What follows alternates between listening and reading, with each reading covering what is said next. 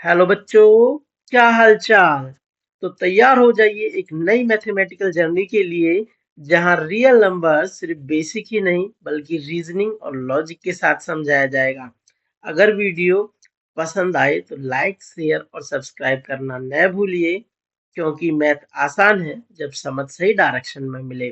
तो इस चैप्टर के अंदर बेटा हम लोग देखेंगे नंबर्स के बारे में, प्राइम फैक्टराइजेशन के बारे में, एलसीएम, एचसीएफ एंड कुछ प्रूफ्स को देखेंगे। और ये सारा का सारा वीडियो है एनसीईआरटी बेस्ड होगा, जिसके अंदर सीबीएसई और एचबीएसई और अदर एग्जाम्स भी इंक्लूड होंगे। ठीक है, तो यहाँ से जो ये वीडियो है आपके बोर्ड एग्जाम और प्रतियोगी परीक्षाओं के लिए अत्यंत महत्वपूर्ण होने वाली है। तो शुरू करते हैं topic number 1, real number introduction. तो रियल नंबर इंट्रोडक्शन क्या है बेटा? इसके अंदर हमारे पास कुछ नंबर्स आते हैं जो हम ऑलरेडी 9th क्लास में देख चुके हैं। लाइक नेचुरल नंबर हो जाता है, होल नंबर हो गया, और इंटीजर्स हो गए, रैशनल नंबर, इर्रेशनल नंबर। जो हमारे पास में रैशनल है उसको हिंदी में परिमेय कहा जाता है, इर्रेशनल नंबर को अपरिमेय कहा जाता है। ये सारी चीजें मैंने लिख रखी हैं। और होल नंबर को पूर्ण संख्या भी कहा जाता है बेटा, पूर्ण संख्या। और ऐसे ही इंटीजर को पूर्णांक कहा जाता है। ठीक है, तो सबसे पहला जो नेचुरल नंबर है, जो नंबर काउंटिंग के लिए प्रयोग किए जाते हैं उन नंबर्स को नेचुरल नंबर कहते हैं। एग्जाम्पल के लिए 1, 2, 3, 4, 5, 6, 7, इस प्रकार एंड सो ऑन चलते जाते हैं। ऐसे ही हमारे पास होल नंबर है जिनको पूर्ण संख्या कहा जाता है। दैट मीन्स अगर नेचुरल नंबर के साथ मतलब प्राकृतिक संख्याओं के साथ अगर हम जीरो को और इंक्लूड कर ले, लाइक 0, 1, 2, 3, 4, 5 एंड सो ऑन, तो वो कौन से नंबर बन जाते हैं बेटा? होल नंबर बन जाते हैं, पूर्ण संख्याएं बन जाती हैं। इसी प्रकार इंटीजर नंबर्स के साथ अगर इंटीजर नंबर क्या होते हैं, इनको हिंदी में तो पूर्णांक कहा जाता है बेटा। अगर हम यहां से आगे देखो 0, 1, 2, 3, ये तो होल नंबर ही है। अगर इनके साथ नेगेटिव वाले नंबर्स को और इंक्लूड कर दिया जाए, लाइक -1, -2, -3 एंड सो ऑन, तो ये हमारे पास पूर्ण संख्या कहलाती है। इसके बाद आ जाती है बेटा रैशनल नंबर, जिनको हम कहते हैं परिमेय संख्याएं। जो नंबर p अपॉन q के रूप में लिखे जा सकते हैं उनको क्या कहा जाता है बेटा? परिमेय संख्या, दैट मीन्स रैशनल नंबर कहा जाता है। एग्जाम्पल के लिए 1/2 हो गया, -4/5 हो गया। और इस चीज को मैं अभी बताऊंगा, पहले इर्रेशनल नंबर की डेफिनेशन देख लेते हैं बेटा। इर्रेशनल नंबर क्या होता है? जो नंबर p अपॉन q के रूप में नहीं लिखे जा सकते उनको हम अपरिमेय संख्या यानी कि इर्रेशनल नंबर कहा जाता है। और सबसे पहली बात बेटा, जो p और q है वो क्या है? ऊपर वाले जो मैंने 3 नंबर यहाँ डिस्कस किए हैं, प्राकृतिक संख्या, पूर्ण संख्या या फिर पूर्णांक, p और q इनमें से ही होने चाहिए। इनके अलावा अगर कोई है तो वो नहीं हो सकता, उनको हम मान्य नहीं करेंगे। दैट मीन्स अगर हमारे पास जो p और q है, नेचुरल नंबर हुआ, होल नंबर हुआ, इंटीजर हुआ, तब तो हम कहेंगे वो नंबर कैसा है? रैशनल नंबर है या फिर परिमेय संख्या है। अदरवाइज वो कौन से नंबर में काउंट हो जाएगा? इर्रेशनल नंबर, इट मीन्स अपरिमेय संख्या। अब यहाँ पर मैंने अंडर रूट में n लिखा हुआ है, और यहाँ पर यदि n बराबर पूर्ण वर्ग संख्या है, पूर्ण वर्ग संख्या कौन सी होती है बेटा? जो वर्गों से प्राप्त होती है। लाइक 1 के स्क्वायर से क्या प्राप्त होता है? 1। 2 के स्क्वायर से क्या प्राप्त हो रहा है? 4 हो रहा है। 3 के स्क्वायर से क्या प्राप्त होगा बेटा? 9 होगा। 4 के से 16 होगा। 5 के से 25 होगा। फिर 36 होगा। 6 के से 7 के से 49 होगा। जो ये नंबर्स हमें प्राप्त हो रहे हैं पूर्ण वर्ग करने पर जो नंबर्स प्राप्त हो रहे हैं उनको कहा जाता है पूर्ण वर्ग संख्या। ठीक है, अगर ये नंबर्स अंडर रूट के अंदर है, लाइक अंडर रूट में 49 ही हो जाए, तो ये तो 7 के बराबर हो जाएगा, और 7 को हम 7/1 लिख सकते हैं। इट मीन्स ये p अपॉन क्यू की फॉर्म हो जाएगी। इनके अलावा लाइक अगर अंडर रूट में कोई 2 लिखा हुआ है तो अंडर रूट 2 ही रहेगा। आप चाहते हो कि इसके अपॉन में 1 करके इसे p अपॉन क्यू फॉर्म बना दिया जाए, ऐसा नहीं होता बेटा। क्यों नहीं होता? क्योंकि अंडर रूट 2 हमारे पास ऊपर के किसी भी 3 नंबर्स में से नहीं आता। Like natural number, whole number, integer, इनमें से अंडर रूट 2 आता ही नहीं है, तो इसको पी तो कहा जा ही नहीं सकता। मैंने कहा था पी कहाँ से होना चाहिए? ऊपर के जो फर्स्ट 3 नंबर्स हैं इनमें से किसी में भी होगा, या फिर मोस्ट ऑफ द टाइम हम कह सकते हैं कि इंटीजर होना चाहिए। और जो नीचे वाला नंबर है क्यू होता है वो 0 के बराबर नहीं होना चाहिए बेटा। ठीक है, क्यू 0 के बराबर नहीं होना चाहिए। पी और क्यू दोनों के दोनों इंटीजर्स में से कुछ भी हो सकते हैं। नेक्स्ट पॉइंट है बेटा हमारे पास में अभाज्य संख्या। तो अभाज्य संख्या को इंग्लिश में बोला जाता है प्राइम नंबर। एक अभाज्य संख्या के एग्जैक्टली 2 गुणनखंड होते हैं। बहुत ही इंपॉर्टेंट पॉइंट है, एग्जाम में कई बार पूछा जाता है कि अभाज्य संख्या के कितने गुणनखंड होते हैं। तो आप लोगों को याद रखना है कि एग्जैक्टली 2 गुणनखंड होते हैं। और वो कौन कौन से होते हैं ये पूछा जाए तो बेटा, एक तो 1 होता है और वह संख्या खुद होती है। ठीक है, जैसे एग्जाम्पल के लिए यहाँ पर है 2 हो गया, 3 हो गया, 5, 7, 11, 13, 17, 19, ऐसे ही बेटा बढ़ाते जाना है इनको। तो यहाँ पर जो 2 है केवल 1 से और अपने आप 2 से ही भाग हो रहा है, इसलिए इसको हम अभाज्य संख्या भी कहते हैं। ऐसे ही बेटा हम 3 के लिए कह सकते हैं, 3 भी 1 से और 3 से ही भाग होगा। ऐसे ही बेटा 5 हो जाएगा, 7 हो जाएगा, ये सारे नंबर्स हो जाएंगे। ये तो बात रही बेटा अभाज्य संख्या की। अब यहीं से स्टार्ट हो जाता है भाज्य संख्या क्या है।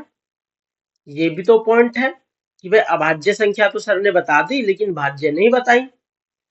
बेटा अभाज्य संख्या होने के लिए, अभाज्य के लिए तो एग्जैक्टली 2 फैक्टर्स चाहिए, लेकिन भाज्य होने के लिए कम से कम 3 फैक्टर चाहिए। कितने चाहिए बेटा?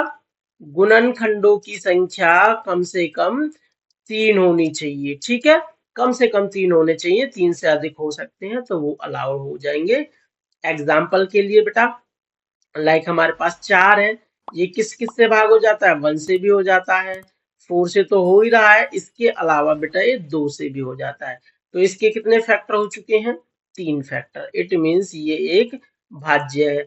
ऐसे ही 6 की बात करते हैं तो 1 से भाग होता है, 2 से भी हो जाता है, 3 से भी हो जाता है, 6 से भी। तो इसके तो 4 फैक्टर मिल गए। मैंने कहा कम से कम 3 फैक्टर चाहिए, है ना? कम से कम, कम से कम कितने गुणनखंड चाहिए बेटा? 3 गुणनखंड। अब एक एग्जांपल मैं आप लोगों से पूछना चाहूंगा कि एक 1 होता है, सबको पता है प्राकृतिक संख्याओं का फर्स्ट लेटर, फर्स्ट अंक होता है जिसको 1 कहा जाता है। तो ये बताओ ये अभाज्य संख्या है या भाज्य संख्या है? सोचो, थोड़ा बहुत दिमाग लगाओ। तो जिसको पता है वो कमेंट सेक्शन में कमेंट करके बताएगा वीडियो को पॉज करके। तो 1 हमारे पास ना तो भाज्य है बेटा ना ही अभाज्य है। ना तो बेटा ये अभाज्य है और ना ही ये भाज्य है। तो ये कौन सा नंबर हुआ? न तो अभाज्य न ही भाज्य। क्यों नहीं हो रहा बेटा? 1 के कितने फैक्टर हैं? केवल ये 1 से ही भाग हो सकता है। तो भाज्य अभाज्य होने के लिए कितने फैक्टर चाहिए थे? एग्जैक्टली 2। तो इसके 2 है क्या? नहीं है, केवल एक ही है ना? और भाज्य होने के लिए कम से कम 3 चाहिए थे, तो इसका तो एक ही है। इट मीन्स ना तो ये भाज्य हुआ ना ही अभाज्य हुआ। काफी इंपॉर्टेंट हो जाता है बेटा, एक एक नंबर में पूछ लेते हैं कई बार। और एक और पूछ लेते हैं, ऐसा कौन सा नंबर है जो सम संख्या होने के साथ साथ अभाज्य संख्या है? तो सम संख्याओं में अभाज्य केवल 2 है बेटा। अभाज्य संख्याओं में जो सम की श्रेणी में आएगा केवल 2 है। ठीक है, और इसके अलावा जो भी नंबर्स होंगे सम संख्या वो सारे के सारे भाज्य होते हैं। ठीक है बेटा, अब इसके बाद चलते हैं नेक्स्ट पॉइंट पर। जैसे ही मैंने आप लोगों को भाज्य संख्या के बारे में बताया तो फिर ये प्राइम फैक्टराइजेशन मेथड आ जाता है। ये क्या कहता है बेटा? हर भाज्य संख्या को अभाज्य संख्याओं के गुणनफल या फिर गुणा के रूप में लिखा जा सकता है। कोई भी भाज्य संख्या होगी तो उसको अभाज्य संख्याओं के गुणा के रूप में लिख सकते हैं। ठीक है बेटा, तो हम उसको अभाज्य संख्याओं के गुणा के रूप में लिख के दिखाएंगे नंबर एग्जाम्पल के साथ। ये 36 और 60 के साथ में। सबसे पहले हम स्टार्ट करते हैं 36 के साथ में। तो सबसे पहले 36 स्टार्ट किया, तो ये चेक करेंगे कितने से भाग हो जाएगा बेटा, ये एक सम संख्या है, 2 से भाग हो जाएगी। अगर आप लोगों ने डिविजिबिलिटी रूल की सीरीज नहीं देखी है तो वो जाके जरूर देखें, 1 से लेकर 10 तक के डिविजिबिलिटी रूल तो मैंने करा दिए हैं। इसके बाद में मैं और भी ट्राई करूंगा आगे वाले डिविजिबिलिटी रूल बताने की, ठीक है बेटा। तो 2 से भाग करेंगे तो कितना हो जाएगा, 2 से भाग करने का मतलब है किसी भी चीज को आधा करना। तो 2 से भाग करने पर बेटा कितना हो जाएगा, 18। या फिर इसका पहाड़ा पड़े, 2 एकम 2, 1 बचेगा, 2 अट्ठे 16। फिर 2 से भाग करेंगे, 18 का आधा 9 हो जाएगा। अब ये 2 से भाग हो नहीं सकता, कितने से भाग होगा, 3 से। कितनी बार, 3 बार। और 3 से वापिस 1 बार। तो बेटा हम 36 को कितना लिख सकते हैं यहाँ पर, 36 is equals to 2 into 2 into 3 into 3। इसको दूसरी तरीके से लिख सकते हैं बेटा, 2 कितनी बार रिपीट हो रहा है यहाँ पर, 2 बार, तो 2 की पावर 2 चढ़ा दी। ऐसे 3 कितनी बार रिपीट हो रहा है, वो भी 2 बार, तो 2 की पावर वो भी 2 चढ़ा दी। 36 को हम लिख सकते हैं बेटा 2 की पावर 2 गुना 3 की पावर 2। ऐसे ही हम 60 को लिख सकते हैं, 2 से भाग करेंगे कितनी बार आएगा बेटा, हाफ कर दो 30, 2 से फिर भाग करेंगे आधा कर दो 30 का, 15 आ गया। 2 से भाग हो नहीं सकता तो कितने से हो रहा है, 3 से, 3 पंजे 15। फिर 5 से, 5 एकम 5। इसके बाद हम 60 को कितना लिख सकते हैं बेटा, 2 गुना 2 गुना 3 गुना 5 लिख सकते हैं, ठीक है। तो 2 कितनी बार रिपीट हो रहा है, जैसे यहाँ पर किया था 36 में, ऐसे यहाँ पर बेटा 2 की पावर 2 गुना 3 गुना 5। तो यहाँ पर 3 की पावर 1 है, 5 की पावर 1 है, लिखना चाहो तो लिख सकते हो, अदरवाइज कोई नीड नहीं है। नेक्स्ट है बेटा, express 140 as a product of prime numbers, या फिर 140 को अभाज्य संख्याओं के गुणा के रूप में लिखना है, ठीक है। 140 एक भाज्य संख्या है, इसको अभाज्य संख्याओं के गुणा के रूप में लिखना है। इट मींस क्या यूज करना है हमें बेटा, प्राइम फैक्टराइजेशन मेथड, या फिर इसका दूसरा नाम हिंदी में क्या बोलते हैं, अभाज्य गुणनखंड विधि का। तो सॉल्यूशन स्टार्ट करेंगे बेटा, 140 को भाग करना है, तो 2 से भाग हो जाएगा, आधा करोगे 2 सत्ते 14 0। फिर 2 से भाग करेंगे तो 70 का आधा 35 होता है, 2 तिया 6, 3 पंजे 10। अब ये 3 से तो भाग हो रहा नहीं है, ना 2 से भाग हो रहा। अब कितने से भाग होगा, 5 से, 5 सत्ते 35, 7 से 1 बार। तो 140 को क्या लिख सकते हैं बेटा, 2 गुना 2 गुना 5 गुना 7। तो 2 की पावर 2 गुना 5 गुना 7, ये बेटा 140 के बराबर हो जाता है। आशा करता हूं आप लोगों को जो प्राइम फैक्टराइजेशन है ये समझ आ गया होगा, ठीक है बेटा। इसके बाद चलते हैं हम नेक्स्ट टॉपिक, जिसको कहते हैं फंडामेंटल थ्योरम ऑफ अरिथमेटिक, या फिर अंक गणित की आधारभूत प्रमेय। ये क्या कहती है बेटा, प्रत्येक, जैसा अभी ये लिखवाई थी ये वाली, पता है, अभाज्य प्राइम फैक्टराइजेशन मेथड, जिसको अभाज्य गुणनखंड विधि कहते हैं, वैसी ही है लगभग। प्रत्येक भाज्य संख्या को अभाज्य संख्याओं के एक गुणनफल के रूप में लिखा जा सकता है, और यह गुणनखंड या फिर गुणनफल अभाज्य गुणनखंड के आने वाले क्रम के बिना अद्वितीय है। अद्वितीय का मतलब है बेटा कोई दूसरा न होना, इंग्लिश में बोले तो इसको यूनिक है, ठीक है। जो हमने प्राइम फैक्टराइजेशन करे हैं ना, ये यूनिक होते हैं। ऐसा नहीं है कि 36 को किसी और तरीके से भी लिखा जा सके, केवल इसी तरीके से लिखा जा सकता है। उसके अंदर 2 2 के होंगे और 2 ही 3 के होंगे। ऐसे 60 को लिखते टाइम 2 2 के मिलेंगे, एक 3 का और एक 5 का मिलेगा। यही बता रहा है जो फंडामेंटल थ्योरम ऑफ अरिथमेटिक है, ये कहती है ये चीज यूनिक होती है। किसी भी भाज्य संख्या को अभाज्य संख्या के गुणा के रूप में लिखा जा सकता है, यदि उनके क्रम को छोड़ दिया जाए। क्रम का मतलब है अगर हम उनको आगे पीछे लिखने की बजाय, जैसे आप लोग क्या सोच सकते हो कि भाई 140 को 2 गुना 5 गुना 2 गुना 7 ऐसे लिख सकते हैं। ये अलग नहीं है, ये दोनों चीजें एक ही है। ठीक है, जस्ट क्रम बदला हुआ है, यहाँ पर आगे पीछे कर दिए हैं 2 और 5 को। तो इनको अगर ना बदला जाए तो ये हमारे पास में यूनिक ही होता है, इसका कोई और अल्टरनेट नहीं होता है। ठीक है बेटा, थर्ड टॉपिक आ चुका है एलसीएम एंड एचसीएफ। ठीक है बेटा, ये क्या होता है, इसका भी हमें किसका यूज करना है, इसमें प्राइम फैक्टराइजेशन का, इट मींस अभाज्य गुणनखंड का यूज करना है। सबसे पहला जो एग्जांपल लिया है बेटा, find LCM and HCF of 36 and 60। 36 और 60 का एलसीएम पूछा हुआ है और एचसीएफ पूछा हुआ है। तो सॉल्यूशन बेटा क्या हो जाएगा, 36 को हम 2 की पावर 2 गुना 3 की पावर 2 इतना लिख सकते हैं, मैंने अभी बताया था।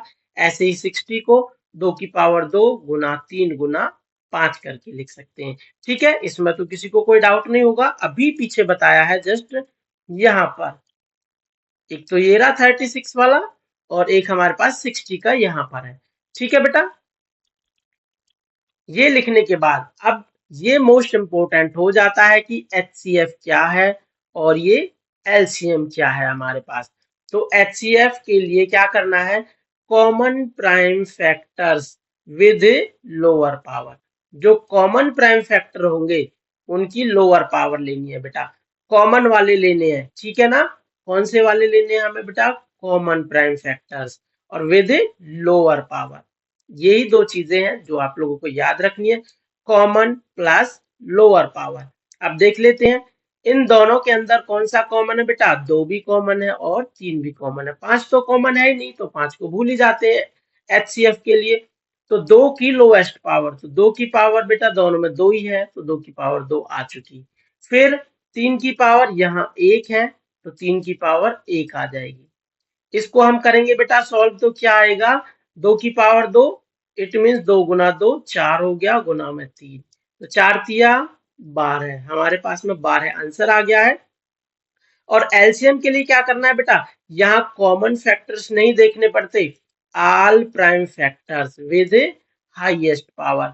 मोस्ट इंपोर्टेंट है बेटा, एचसीएफ के लिए कॉमन प्लस लोवेस्ट पावर देखते हैं और एलसीएम के लिए ऑल प्राइम फैक्टर्स प्लस में हाईएस्ट पावर। ठीक है ना, तो ऑल प्राइम फैक्टर्स मींस यहाँ पर जो जो दिखाई दे रहे हैं उन सबको लिखना है, 2 भी लिखना है, 3 भी लिखना है और 5 भी लिखना है उनकी हाईएस्ट पावर के साथ में। 2 की पावर 2, 3 की पावर 2 इंटू 5, देख सकते हो यहाँ पर इनको कैसे सॉल्व किया गया है। 2 की पावर 2 इट मीन्स 2 गुना 2 4 हो गया, 3 की पावर 2 इट मीन्स 3 गुना 3 9 हो गया बेटा, और यहाँ पर 5 हो गया। ठीक है, 4 की और 5 की गुना करूंगा तो 4 पंजे 20 गुना 9 और 9 दूनी 18, 180। तो इसका आंसर कितना हो गया बेटा, ये 180 हो गया है। ठीक है, अब चलते हैं इसी प्रकार दूसरे एक अदर एग्जाम्पल पर। इससे पहले हम चेक कर लेते हैं एग्जाम्पल से कुछ इंपॉर्टेंट फैक्ट्स दो जो हमें याद करना है बाद में, कि एलसीएम और एचसीएफ की गुना क्या आती है। तो एलसीएम कितना आया बेटा, अभी यहाँ पर 180 आया, एचसीएफ कितना है 12। जब हम इनकी गुना करेंगे तो ये जीरो तो पीछे आ ही जाएगा, 12 अट्ठे 96 का 6 का 12 कम 12, 12 और 9 21 हो जाएंगे। तो 2160 हमारे पास में बेटा एलसीएम और एचसीएफ की क्या आ चुकी है, गुना आ गई है। अब दोनों नंबर्स का क्या किया जा रहा है, यहाँ पर प्रोडक्ट मतलब गुना की जा रही है। तो कितने के बराबर हो जाएगा, 36 और 60 की गुना करेंगे तो 6 तो पीछे जीरो तो आ चुकी पीछे, 6 से 6 की गुना 36 आएगा, फिर 6 तिया 18 और 3 21। तो आप लोग यहाँ पर देख रहे होंगे एलसीएम और एचसीएफ की गुना जितनी आ रही है उतनी ही दोनों नंबर्स की गुना भी आ रही है। ठीक है ना, तो यहाँ से एक इम्पोर्टेंट टॉपिक, एक इम्पोर्टेंट फॉर्मूला जनरेट हो जाता है कि एलसीएम गुना एचसीएफ बराबर होता है प्रोडक्ट ऑफ टू नंबर, यानी कि दो नंबर्स का एलसीएम और एचसीएफ निकाले उनकी गुना करें वो हो जाएगा दोनों नंबर्स के गुना के रूप में। अगर दो नंबर ए और बी हैं तो उनका एलसीएम और एचसीएफ गुना कर दो और उन दोनों नंबर्स की गुना कर दो। ठीक है बेटा, इसी से रिलेटेड हम एक एग्जांपल कर लेते हैं। यहाँ पर पूछा हुआ है 96 और 104 का एचसीएफ और एलसीएम निकालिए। अभाज्य गुणनखंड विधि के द्वारा निकालना है बेटा, ठीक है। कौन सी विधि? अभाज्य गुणनखंड विधि के द्वारा। एलसीएम भी निकालना है, एचसीएफ भी कैलकुलेट करना है। ये मोस्ट इंपोर्टेंट क्वेश्चन है, कई बार एग्जाम में देखा गया है, इंपोर्टेंट क्वेश्चन की श्रेणी में आता है। क्या है बेटा? सबसे पहले 96 को अभाज्य गुणनखंड तरीके से लिखेंगे, 2 से भाग करेंगे, 2 चौक 8, 1 बचा, 2 अट्ठे 16। फिर 2 से करेंगे तो 2 दूनी 4, 2 चौक 8। फिर 2 से करेंगे बेटा, 2 एकम 2, 2 दूनी 4। फिर 2 से करेंगे तो 6 बार हो जाएगा। फिर 2 से करेंगे 3 बार, और 3 से करेंगे तो 1 बार हो गया, ठीक है। इसी प्रकार हम 404 को कर देते हैं। 2 से करेंगे तो बेटा 2 दूनी 4 हो गया, 0, 2 दूनी 4। फिर 2 से करेंगे, 2 एकम 2, 0, 1। फिर 101 किसी और से भाग हो नहीं सकता, तो 101 से ही करना पड़ेगा। अब यहाँ पर लिखेंगे बेटा 96 को कितना लिख सकते हैं, तो 2 कितनी बार रिपीट हो रहा है? 1, 2, 3, 4, 5। 2 बेटा 5 बार रिपीट हो रहा है, इट मीन्स 2 की पावर 5 गुना में 3। ऐसे ही 404 की बात करो, 2 बेटा 2 बार रिपीट हो रहा है, फिर 101 आ रहा है। अब यहाँ से एचसीएफ की बात कर लेते हैं। एचसीएफ क्या कहता है बेटा? लोएस्ट पावर लेनी है with lowest power, sorry, common prime numbers को लेना है विद लोएस्ट पावर। यहाँ पर देख सकते हो, common prime numbers with lowest power, ठीक है। तो कॉमन नंबर्स यहाँ पर कितने? केवल 2 है। उनकी लोएस्ट पावर कितनी है? 2। तो 2 की पावर 2 कितना आ जाएगा बेटा? 4 आ जाएगा। ऐसे ही एलसीएम की बात करें तो एलसीएम जो भी नंबर्स हैं उन सब की प्रोडक्ट ही करनी है बेटा, उनकी हाईएस्ट पावर के साथ में। तो कितनी हो जाएगी? 2 की पावर 5 गुना 3 गुना 101, ठीक है। 2 की पावर 5 का मतलब बेटा 2 की 5 बार गुना करेंगे, तो गुना कर सकते हो 2 की 5 बार। 2 एकम 2, 2 दूनी 4, और 4 दूनी 8, 8 दूनी 16, 16 दूनी 32। आप अपनी उंगलियों पे काउंट कर रहे हो, तो 2 एकम 2, 2 दूनी 4, तो 2 बार हुआ। 2 ये 4 दूनी 8 करेंगे तो 3 बार हो जाएगा। फिर 8 दूनी 16 हो जाएगा, एंड 16 दूनी 32 हो जाएगा। 2 की बेटा 5 बार गुना करिए, फिर इसके 3 के साथ गुना कर देंगे। ये 32 को 3 के साथ गुना करेंगे तो 3 दूनी 6, 3 तिया 9। यहाँ पर ये 101 है। 96 की और 101 की गुना करेंगे बेटा 96, तो यहाँ भी 96 और ये 96, ठीक है। इसका एलसीएम बेटा आ गया 9696। 2 की 5 बार गुना, इसका मतलब है बेटा 2 गुना 2 गुना 2 गुना 2। अगर किसी को समझने, 2 गुना 2 बेटा 4 हो गया। फिर ये भी 2 गुना 2, ये भी 4 हो गया। यहाँ पर 2 बचा है, ये 4 चौक 16 हो जाएगा। यहाँ पर 2 बचा है, और 16 दूनी 32 हो जाएगा। इस प्रकार मैंने यहाँ पर ये 32 लिखा है, ठीक है बेटा। आशा करता हूँ ये समझ आया होगा, है ना। इसके बाद बेटा जो नेक्स्ट 2 क्वेश्चंस हैं वो आप लोगों के लिए होमवर्क होने वाले हैं। क्वेश्चन नंबर 5, 72 और 120 का एचसीएफ और एलसीएम निकालिए अभाज्य गुणनखंड विधि द्वारा। जो इसका आंसर होगा वो आप लोग कमेंट सेक्शन में बताओगे मुझे। इसी प्रकार 6 का 26 और 91 का एलसीएम, ये एचसीएफ और एलसीएम वही विधि है अभाज्य गुणनखंड विधि द्वारा, ठीक है बेटा। नेक्स्ट हमारे पास ये आप लोगों का मैं कराऊंगा क्वेश्चन नंबर 7, 6, 72 और 120 का एचसीएफ और एलसीएम निकालिए अभाज्य गुणनखंड विधि द्वारा। बेटा इसके अंदर 3 नंबर्स को इंक्लूड किया गया है। कई सारे बच्चे 3-3 नंबर्स का जब हम निकालते हैं तो गलतियां कर देते हैं, लेकिन जो मैंने ये मेथड आप लोगों को समझाया है, कौन सा मेथड? यहाँ पर कॉमन का लोएस्ट एचसीएफ होता है, और ऑल प्राइम फैक्टर्स की हाईएस्ट पावर लेने पर एचसीएफ आ जाता है। तो इसकी वजह से तो कोई प्रॉब्लम होती नहीं है, पर कुछ बच्चे हैं अपनी चलाते हैं, वहां पे गलतियां कर देते हैं। तो यहाँ पे खुद से ट्राई करना एक बार निकालने की, अगर सीख गए हो, और फिर एक बार मेरा देखना कि मैं कैसे समझाता हूँ। ठीक है ना, कि आंसर क्या आने वाला है। सबसे पहले 6 को अभाज्य गुणनखंड विधि में लिख दो बेटा। 6 को 2 से करेंगे 3 बार, 3 से करेंगे 1 बार।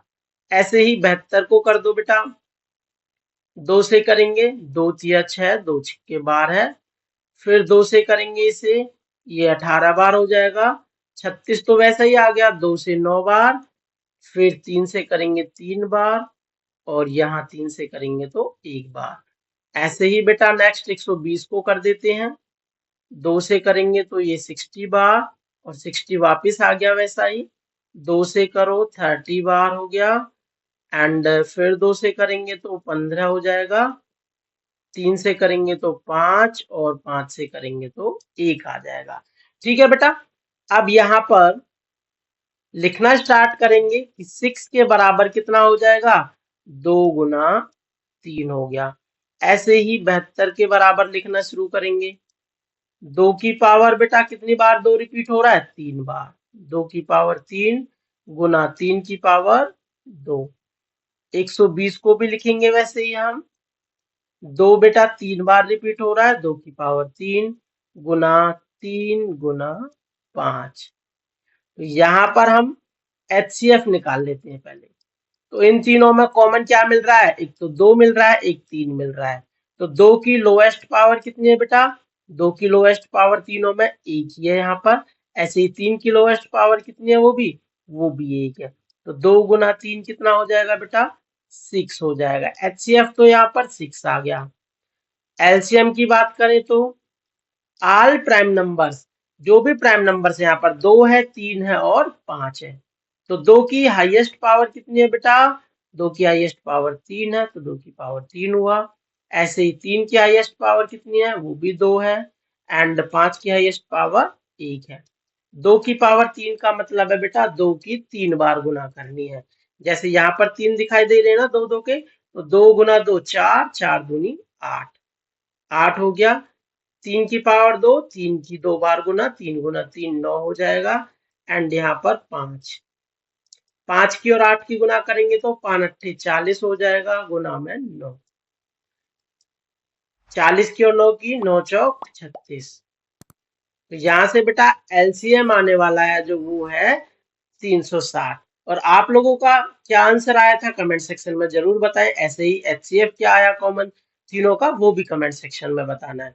ठीक है बेटा, यहाँ पर बच्चे यही गलती कर देते हैं, एचसीएफ के एलसीएम के लिए इन सभी फैक्टर्स को लिखना शुरू कर देते हैं।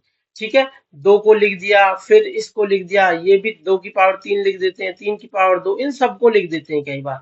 तो गलतियां यही हो जाती हैं। तो आप लोगों को सबसे पहले अभाज्य गुणनखंड के रूप में लिखना है। देन हमें एलसीएम एचसीएफ के लिए क्या करना है बेटा, कॉमन की लोएस्ट पावर। एचसीएफ के एलसीएम के लिए क्या करना है, जो भी नंबर्स दिख रहे हैं अभाज्य नंबर्स, उनकी हाईएस्ट पावर। ठीक है, यही है। अब इसके बाद चलते हैं बेटा, एक अच्छी खासी प्रमेय है जिसका यूज हम प्रूफ में करेंगे। जैसे कि अभाज्य नंबर, ये अपरिमेय संख्याएं हैं, उनका प्रूफ देखेंगे, वहां पर करने वाले हैं। क्या है बेटा, हमारे पास में स्टेटमेंट ही पढ़ेंगे। मान लीजिए p एक अभाज्य संख्या है। यदि p a स्क्वायर को विभाजित करता है, इट मीन्स क्या है बेटा, p तो एक अभाज्य संख्या, अभाज्य संख्या क्या हो सकता है, 2 हो सकता है। अगर हमारे पास में 2 किसी नंबर a स्क्वायर को भाग करता है, a स्क्वायर का मतलब है बेटा 1 के स्क्वायर को तो भाग करता ही नहीं है, 1 होता है। 2 के स्क्वायर को भाग कर सकता है, 4 को भाग कर रहा है। ऐसे ही 3 के स्क्वायर को तो भाग कर ही नहीं सकता 2, किसके को कर सकता है, 4 के स्क्वायर को भाग कर सकता है, क्योंकि 16 आता है, इसको भाग कर सकता है। इट मीन्स अगर 2 हमारे पास किसी ए स्क्वायर को भाग कर रहा है, या फिर p किसी ए स्क्वायर को भाग कर रहा है, तो p a को भी भाग कर देता है। किसको भाग कर देता है बेटा, a को भी। देख सकते हो यहाँ पर 2 4 को भाग कर रहा था, तो 2 इस वाले 2 को भी भाग कर देगा। ठीक है, a 16 को भी, 2 16 को भाग कर रहा था, 2 4 को भी भाग कर देता है। ठीक है, जहां पर p a को विभाजित करेगी। ये चीजें हैं और कुछ नहीं है बेटा। अब मैं इसको बता देता हूं एक बार और। p एक अभाज्य संख्या है। यदि p a स्क्वायर को भाग करता है तो p a को भी भाग करेगा। ये चीजें हैं। अगर p a स्क्वायर को भाग करता है तो p a को भी भाग करेगा। ठीक है बेटा, ये रिमेंबर रखनी है बस आप लोगों को। इसी के माध्यम से आगे के जो प्रूफ हैं उनको देखेंगे हम। सबसे पहला प्रूफ है बेटा, अंडर रूट 2 एक इरेशनल नंबर है, ये प्रूफ करना है। इट मींस एक अपरिमेय संख्या है, ये प्रूफ करना है बेटा। ठीक है, बेहद ही सिंपल और आसान है। जस्ट इसके अंदर 5 स्टेप है, आप लोगों को रिमेंबर रखने हैं कि 5 स्टेपों में क्या क्या किया गया है। एक के बाद दूसरा अपने आप रिलेट हो जाता है वैसे। ठीक है, तो इसको हम विरोधाभास नीति के द्वारा करेंगे सॉल्व। क्वेश्चन के अंदर बोला गया है कि अपरिमेय सिद्ध कीजिए। हमारा मोटिव होगा कि सबसे पहले अंडर रूट 2 को एक परिमेय संख्या मानना, जैसा कि स्टेप 1 में बोला हुआ है। माना अंडर रूट 2 एक एक परिमेय संख्या है। तो ये हमारे पास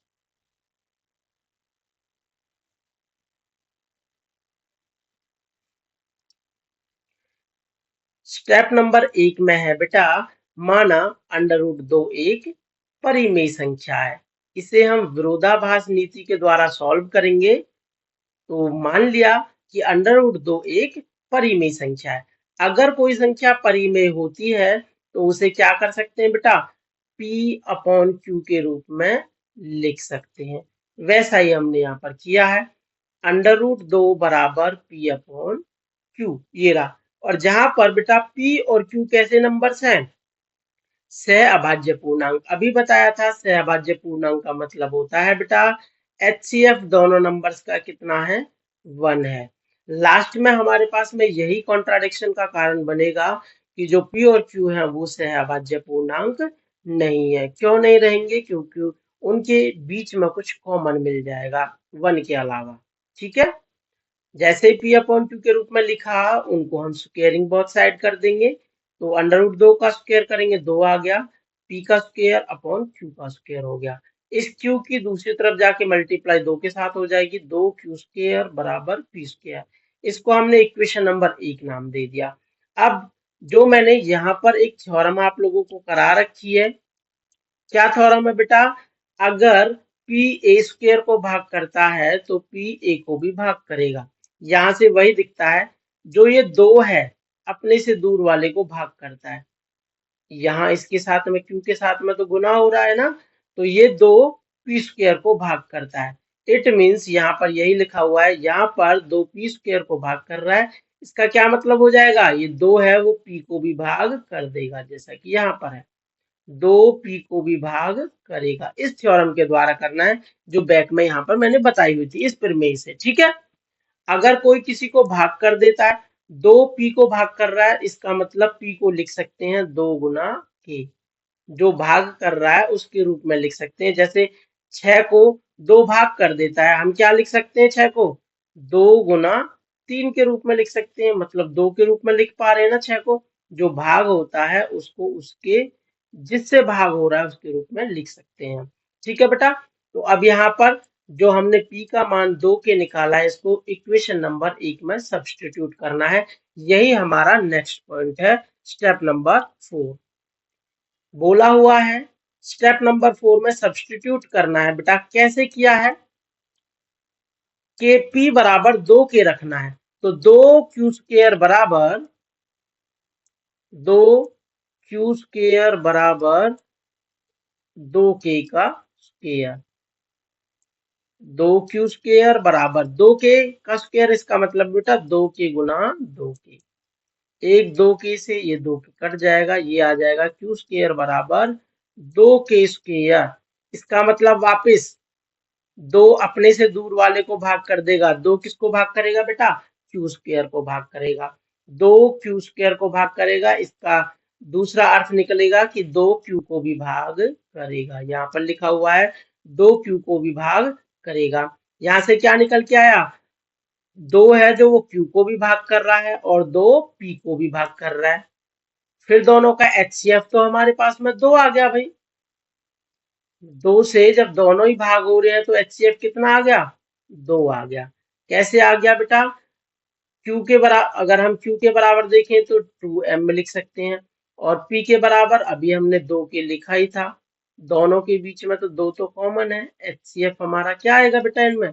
2 आएगा। अभी हमने HCF वगैरह निकालने सीखे थे, जो कॉमन पार्ट है उनकी लोएस्ट पावर को लिखते थे, ठीक है। यहाँ पर 2 की पावर एक ही, दोनों में कॉमन है। HCF कितना आएगा बेटा? यहाँ पर 2 आ गया, और हमने माना था कि दोनों का HCF 1 होगा। यही हमारे पास विरोधाभास का कारण होता है कि P और Q सहभाज्य पूर्णांक नहीं है। सहभाज्य पूर्णांक नहीं हुए तो अतः √2 भी एक परिमेय तो नहीं हुआ, तो कैसा हो जाएगा? एक अपरिमेय संख्या हो जाएगी। ठीक है बेटा, आशा करता हूँ ये समझ आ गया होगा। एक बार और देख लेते हैं फास्ट स्टेप को। स्टेप नंबर 1 है बेटा, परिमेय संख्या मानना है, जो भी नंबर दे रखा है तो P/Q के रूप में लिखना है। फिर स्क्वायरिंग बोथ साइड करोगे, यहाँ से पता चलेगा अपने से दूर वाले को भाग करेगा, 2p² को भाग करेगा तो 2p को भी भाग करेगा। इट मीन्स p के बराबर 2 के लिख सकते हैं। फिर स्टेप नंबर 4 सब्स्टिट्यूशन मेथड है, ये देख सकते हो, या फिर मैंने यहाँ पे बताया है। p की जगह पर 2k रखा है, 2k² मतलब 2k गुना 2k, एक 2 से 2 कट जाएगा, q² बराबर 2k²। ये 2 वापस अपने से दूर वाले मतलब q² को भाग करेगा। इट मीन्स 2q को भी भाग करेगा। विरोधाभास उत्पन्न हो जाता है कि ये q और p का जो HCF है वो 2 आ जाता है। इट मीन्स ये सहभाज्य पूर्णांक नहीं है, अतः √2 एक अपरिमेय संख्या है। ये हर बार एग्जाम के अंदर 2 से 3 नंबर में हर बार पूछे जाते हैं। √2, √3 या फिर √5 का, इनमें से कोई भी एक क्वेश्चन हर बार पूछा जाता है। तो जैसे यहाँ पर √2 प्रूफ किया है, तो बदलाव कहाँ कहाँ होगा बेटा? केवल यहाँ पर 3 के लिए 3 आ जाएगा, यहाँ 3 आएगा, यहाँ भी 3 आ जाएगा, ऐसे ही यहाँ पे 3 हो जाएगा। जब यहाँ भी हर जगह 3 आ जाएगा, इस जगह पर जहां भी दिख रहा है 2, वहां सब जगह 3 3 लिख देना है। और यहाँ पर जो HCF आपको दिख रहा है वहां पे 3 दिख जाएगा। जब 3 का करेंगे, 5 का करेंगे तो हर जगह 5 5 रिप्लेस कर लेना है। ठीक है बेटा, काफी इंपॉर्टेंट है। अब यहाँ पर आप लोगों को मैंने बता ही दिया, √3 को प्रूफ कर लेना है एंड √5 को प्रूफ कर लेना है। ठीक है, हो जाते हैं तो दोनों में डन कहना है, ये एज ए होमवर्क की तरह है। ठीक है बेटा, इसके बाद लास्ट एंड फाइनल टॉपिक बचा हुआ है हमारी स्लाइड का, जिसको कहते हैं प्रूफ 3 + 2√5 एक इरेशनल नंबर, वही अपरिमेय संख्या है। इस बार हमारे पास थोड़ा सा अलग नंबर है और इसको प्रूफ करना उससे भी इजी है, मात्र 3 स्टेप के अंदर हो जाता है। वहां 5 स्टेप थे, यहाँ मात्र 3 स्टेप है। और अपनी सहूलियत के लिए, आराम के लिए, हमने जो परिमेय संख्या है उसको P/Q ना लिख के केवल R लिख दिया, क्योंकि यहाँ पर वो थ्योरम लगाने की जरूरत नहीं है, तो R लिख सकते हैं। आपकी मर्जी है, R को आप लोग P/Q से रिप्लेस कर सकते हो। इस R को जो यहाँ पर दिख रही है इसको P/Q से रिप्लेस कर सकते हो, कोई प्रॉब्लम नहीं है। क्या है बेटा? नंबर 1 स्टेप है कि 3 + 2√5 एक परिमेय संख्या है। ये परिमेय संख्या है तो इसको हम P/Q यानी कि R के रूप में लिख पा रहे हैं। यहाँ मैंने बता दिया है R कैसा संख्या है, एक परिमेय संख्या है। तो इसको हम रीअरेंज करना है। रीअरेंज क्या करना है बेटा? अंडर रूट वाले नंबर को एक तरफ छोड़ देना है, बाकी को दूसरी तरफ लेके जाना है। ठीक है, सबसे पहले प्लस का नंबर 3 है, इसको दूसरी तरफ लेके जाएंगे तो ये माइनस में आ जाएगा। R-3 यहाँ पे हो रहा है। फिर ये 2 भाग में दिख रहा, गुना में दिख रहा है, ये दूसरी तरफ जाके भाग में आ जाएगा। तो आ गया हमारे पास R-3/2, ये आ गया √5 के बराबर। तो यहीं से बेटा विरोधाभास उत्पन्न होता है। जो यहाँ पर हमारे पास में R है और ये 3 है, ये 2 है, ये सारे के सारे परिमेय नंबर्स हैं। ठीक है, जब परिमेय नंबर्स को जोड़ लो, घटा लो, गुना कर लो, भाग कर लो, वो हमेशा परिमेय ही रहता है, वो कभी भी अपरिमेय नहीं हो सकता। लेकिन जो इसकी ये वाली साइड दे रखी है, वहां पर हमारे पास में √5 है, और हमने अभी देखा है एक इस क्वेश्चन से जस्ट पहले कि जो √5 है वो एक अपरिमेय संख्या है। तो दोनों चीजें बराबर नहीं हो सकती, परिमेय और अपरिमेय कभी भी बराबर नहीं हो सकते। तो यही कॉन्ट्राडिक्शन आ जाता है। लेकिन यहाँ पर बेटा जब हम 2 को डिवाइड में लेके आए तो ये आई। ठीक है, इसके बाद में विरोधाभास क्या उत्पन्न हुआ कि जो RHS साइड दिख रही है R-3/2 एक परिमेय संख्या है। परिमेय संख्या है तो इसलिए √5 भी कैसी संख्या हो जाएगी, परिमेय हो जाएगी। परंतु हम जानते हैं √5 कैसी संख्या है बेटा, एक अपरिमेय संख्या है। तो अपरिमेय संख्या है, विरोधाभास यहीं से उत्पन्न होता है कि अतः 3 + 2√5 एक अपरिमेय संख्या है। ठीक है बेटा, आशा करता हूं आप लोगों को ये समझ आ गया होगा। कुछ ज्यादा है नहीं, उससे भी छोटा था। फर्स्ट ऑफ ऑल परिमेय क्या मानना है, आर के बराबर रख देना है, रीअरेंज करना है और विरोधाभास कर देना है। ये 3 स्टेप है बस। इसके बाद आप लोगों को 5 + √3 इरेशनल प्रूफ करना है अपरिमेय। ऐसे ही 2√7 को अपरिमेय प्रूफ करना है, कर दोगे। ठीक है बेटा, ये तो और भी इजी हो गया है। 2√7 को आर के बराबर मान लोगे और √7 बराबर R/2। ये वाली साइड परिमेय है बेटा, जो RHS साइड है परिमेय। सब में एक ही, नीचे वाली लाइन सब में सेम लिखनी है बेटा, ये वाली। ठीक है, यहाँ √5 क्यों लिखा है, क्योंकि यहाँ पर √5 था साथ में। और इसमें क्या लिखना पड़ेगा, √3 लिखना पड़ेगा, इसमें √7 लिखना पड़ेगा। ठीक है, तो ये यही है, इसके अलावा और कुछ नहीं है। Thanks for watching and keep learning. अगर आप लोगों को वीडियो थोड़ी भी पसंद आई है तो अपने दोस्तों के साथ जरूर शेयर कीजिए, ताकि उनकी भी हेल्प हो सके इन सारे कंटेंट को समझने में। Thank you, take care, bye bye.